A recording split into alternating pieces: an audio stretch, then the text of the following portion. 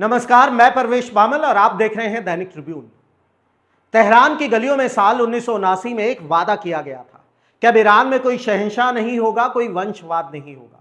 लेकिन आज करीब 5 दशक बाद इतिहास ने एक ऐसा मोड़ लिया है जिसे महज एक राजनीतिक बदलाव कहना छोटा शब्द होगा।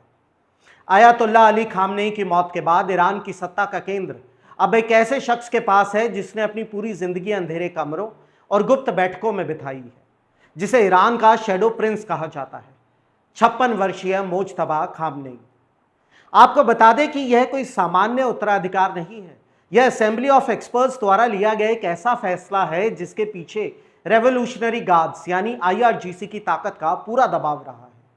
मोज्तबा को दुनिया शैडो प्रिंस कहती है, एक ऐसा राजकुमार जिसने कभी कोई चुनाव नहीं लड़ा, कभी कोई सरकारी पद नहीं संभाला, लेकिन पिछले 2 दशकों से अपने पिता के दफ्तर, जिसे बैत कहा जाता है, कि असली पावर ब्रोकर रहे हैं। सत्ता की चाबियां उनके पास हमेशा से थी, बस चेहरा सामने नहीं था।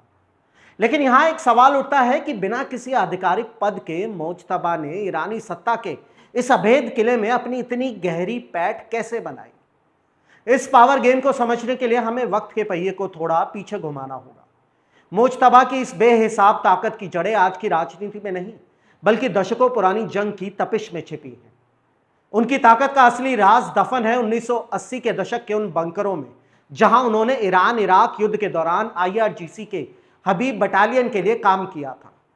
और यह महज सैन्य ट्रेनिंग नहीं थी, बल्कि मोज्तबा के लिए एक ऐसा मंच था जहां उन्होंने मिलिट्री कमांडरों और इंटेलिजेंस अफसरों के साथ वो निजी रिश्ते बनाए जो आज ईरान के सुरक्षा तंत्र की रीढ़ है। यही वजह थी कि जब 2009 में ग्रीन मूवमेंट के दौरान सड़कें विरोध की आवाजों से भरी थी, तब उस विद्रोह को बेरहमी से कुचलने का जिम्मा मोज्तबा ने ही संभाला था। वे एक ऐसे कट्टरपंथी नेता के रूप में उभरे जो असहमति को बर्दाश्त करने की बजाय उसे पूरी तरह खत्म करने में यकीन रखते हैं। लेकिन यह कहानी सिर्फ गोलियों और नारों की नहीं है, यह अरबों की दौलत की भी है। ब्लूमबर्ग की रिपोर्ट्स के मुताबिक मोज्तबा महज एक आध्यात्मिक उत्तराधिकारी नहीं, बल्कि एक विशाल वित्तीय साम्राज्य के मालिक भी है। 100 मिलियन पाउंड से ज्यादा का विदेशी नेटवर्क, लंदन और दुबई में फैला आलीशान रियल एस्टेट और अली अंसारी जैसे विवादित बैंकरों के जरिए चलाया जाने वाला शैडो बिजनेस। कुछ रिपोर्ट्स तो यह भी कहती हैं कि इस युद्ध के बीच दुबई के खातों में करीब $1.5 बिलियन की क्रिप्टो करेंसी ट्रांसफर की गई, जिसके तार मोज्तबा से जुड़ते नजर आ रहे हैं। मोज्तबा का सर्वोच्च नेता बनना धार्मिक रूप से भी एक बड़ा सवालिया निशान खड़ा कर गया है।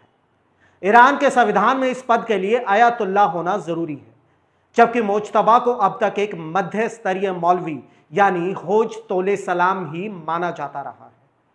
रातों रात सरकारी मीडिया ने उन्हें आयतुल्लाह कहना शुरू कर दिया है, लेकिन तेहरान के पुराने धार्मिक गलियारों में आज भी दबी जुबान में विरोध की लहरें उठ रही हैं। आज मोज्तबा के पास जो गद्दी है वह दरअसल कांटों का ताज है। ईरान इस वक्त अमेरिका और इजराइल के साथ एक सीधे और विनाशकारी युद्ध के मुहाने पर खड़ा है। 28 फरवरी की उस एयर स्ट्राइक ने मोज्तबा से सिर्फ उनके पिता को नहीं छीना, बल्कि उनकी पत्नी जहरा और उनके एक बच्चे को भी उनसे दूर कर दिया। निजी त्रासदी और अंतर्राष्ट्रीय दबाव के बीच मोज्तबा के सामने अब महज 2 रास्ते हैं। पहला रास्ता है बदला और टकराव का। अपने पिता और कासिम सुलेमानी की विरासत को आगे बढ़ाते हुए मिसाइलों और प्रॉक्सी नेटवर्क के जरिए युद्ध को और तेज करना, लेकिन इसका नतीजा पूरे ईरानी तंत्र की तबाही तक भी हो सकता है। और दूसरा रास्ता है समझौता। अमेरिकी राष्ट्रपति डोनाल्ड ट्रंप की बड़ी शर्तों को मानना, परमाणु कार्यक्रम को रोकना और इजराइल के साथ दशकों पुरानी दुश्मनी को खत्म करना। लेकिन ऐसा करने का मतलब होगा अपने पिता की 37 साल की विरासत को एक ही दिन में दफन कर देना। ईरान का यह शैडो प्रिंस अब रोशनी में है। उनके हाथ में सिर्फ एक देश का भविष्य नहीं, बल्कि पूरे मिडिल ईस्ट की शांति।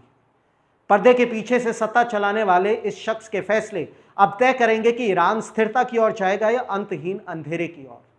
आज के लिए बस इतना ही। इस बड़े बदलाव और मोज्तबा के नेतृत्व पर आपकी क्या राय है, हमें कमेंट सेक्शन में जरूर बताइएगा।